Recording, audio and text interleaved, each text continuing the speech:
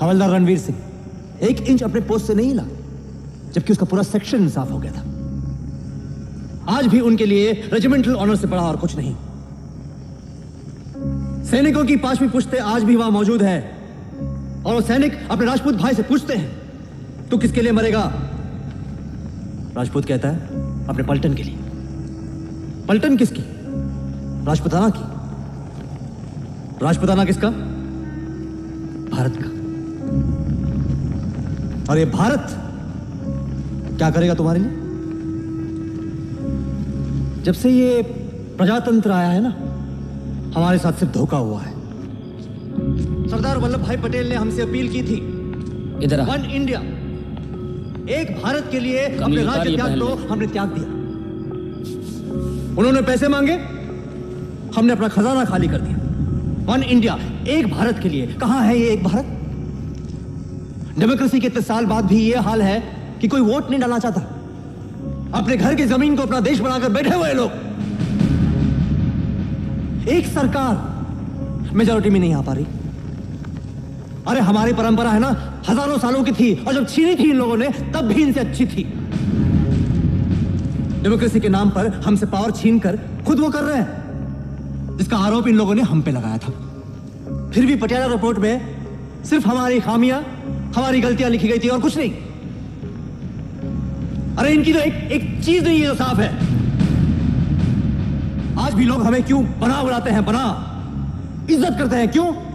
क्योंकि हमने त्याग किया है हमारे लोगों के लिए। जोधपुर के महाराजा ने वल्लभ भाई के सेक्रेटरी के सर पे बंदूक रख के कहा था, देख, जोधपुर की मेरी प्रजा से गद्दारी मत करना। इन लोगों ने सबके साथ गद्दारी की।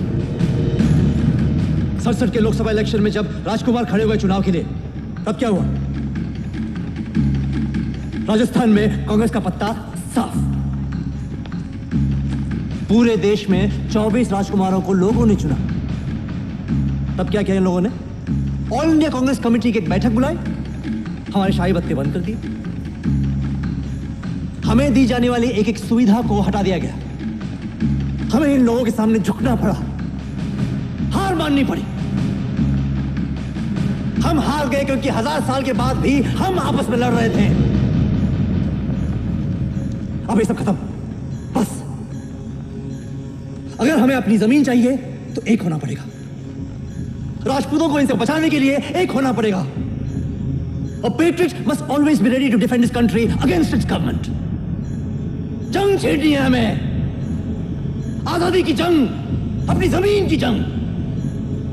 और उसके लिए हमें पैसे चाहिए, सेना चाहिए। सबसे महत्वपूर्ण बात, आपको अपना खून बहाना पड़ेगा। जो आप अपना खून बहाने के लिए तैयार नहीं है तो सपना देखना बंद करो, ये साकार नहीं होगा। हमारी जमीन, हमारी इज्जत, हमारी आन हम वापस नहीं ला पाएंगे। और अगर आप एक होने के लिए तैयार हैं, अपना खून बहाने के लिए तैयार हैं, तो एक साथ एक आवाज में बोलिए, वीर भोगे वसुंधरा, वीर भोगे वसुंधरा।